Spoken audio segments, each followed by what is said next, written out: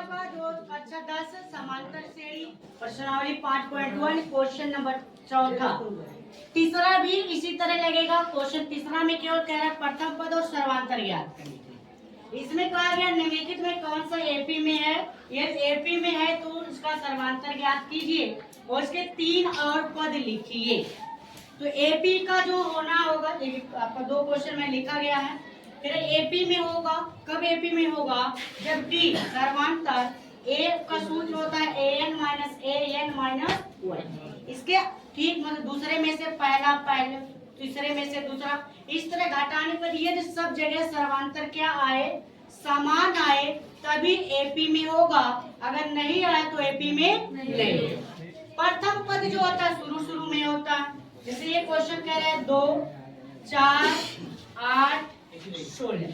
तो आपके ये पहला प्रथम पद a1 कितना है 2, a2 कितना है 4, a3 कितना है 8, आपका चौथा पद कितना है 16।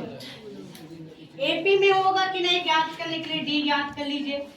तो a2 माइनस a1, तो डायरेक्ट देखिए 4 में से 2 घटाइए, कितना आया, यहाँ पर करिए किया जा डी a3 माइनस ए, तो 8 माइनस 4 कितना आ जाएगा आपका 4।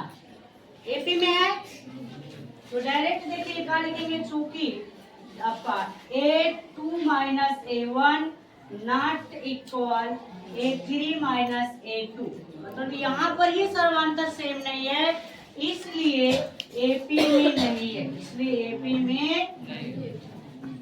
नहीं है। ऐसे लिखना है, लिख लो।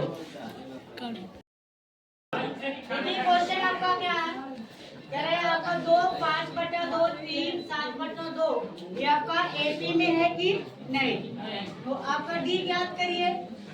तो ए वाई ये क्या हो जाएगा, a1, a2, a3, a4। सूत्र पर देखिए आपका 2 रखेंगे तो कितना रखना पड़ेगा, बताइए 5/2 माइनस 2, नीचे 1 लिख लीजिए। तो 2 1 का 2, 5 1 का 2 दूना घटाए, कितना आया 1/2, निकालिए डी।